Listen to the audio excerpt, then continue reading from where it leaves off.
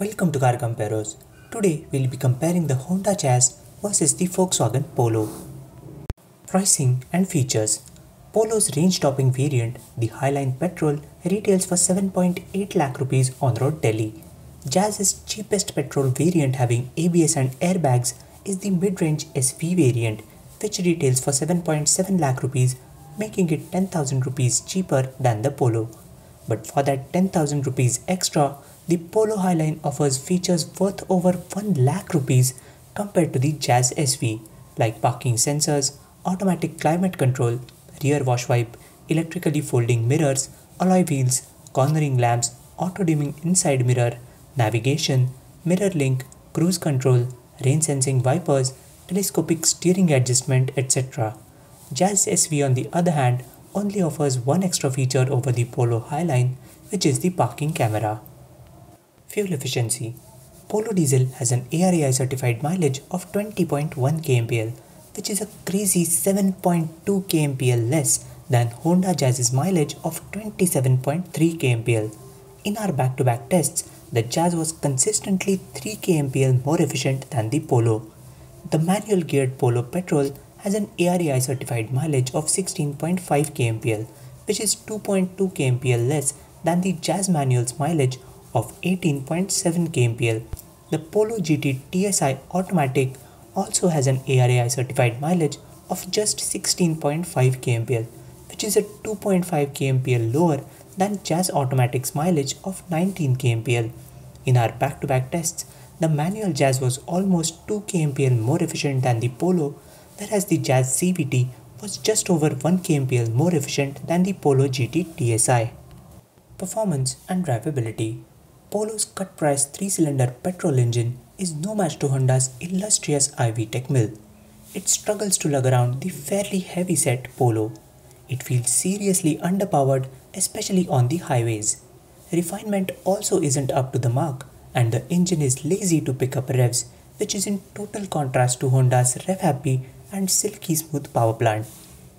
However, the Polo is also available with the state-of-the-art 1.2-litre turbocharged mill, which literally blows the iVTEC out of the water.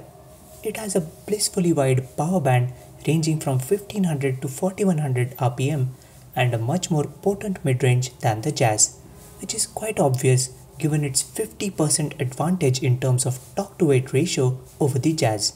The cherry on the top is that Polo's TSI mill is coupled to the incredibly seamless and quick-shifting DSG dual-clutch gearbox. Honda has chosen the continuously variable transmission tech for the Jazz Automatic, which is a boon to pilot around city streets but is unsuitable for highway use.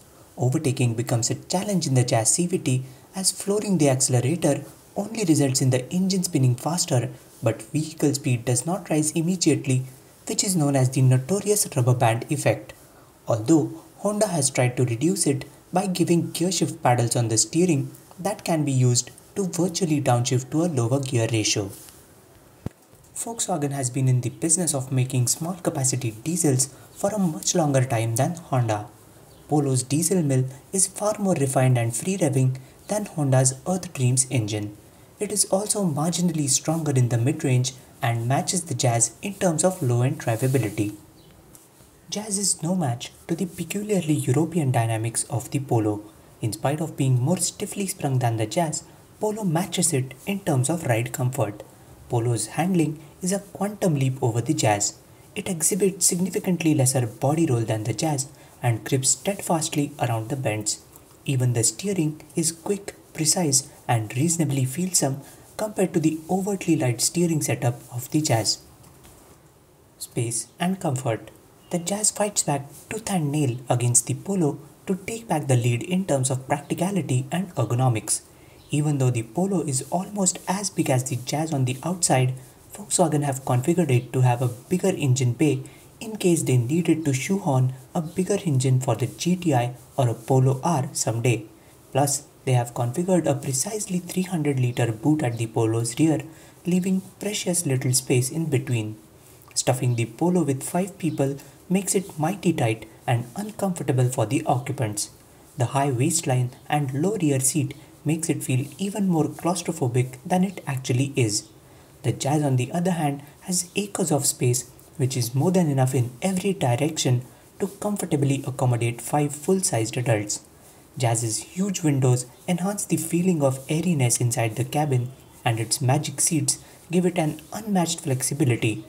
Last but not the least, it has the biggest boot of any hatchback in the country. Reliability and after-sales service. So far, Volkswagen has had quite an underwhelming track record for basic reliability in India. Honda, on the other hand, has demonstrated bulletproof reliability ever since it launched the first Honda City in India in the year 1998.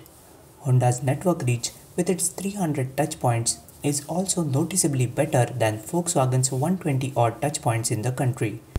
Dealerships of both the brands leave a lot to be desired in terms of workmanship quality and meticulousness. However, Honda's inherent advantage in reliability means the service technicians have lesser chances of screwing things up in the first place. Resale and cost of ownership. Jazz is bound to retain better residual value than the Polo thanks to better efficiency as well as a better track record for reliability. Overall, the Polo Highline works out to be around 1 lakh rupees more expensive than the Jazz SV in terms of total cost of ownership, which is fair enough given the loads of extra features that it offers. That brings us to the verdict. The Polo is like a pinch hitter.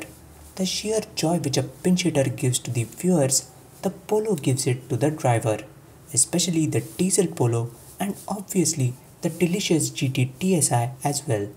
But as we all know, pinch hitters rarely have long innings and aren't always in form either. Same is true for the Polo.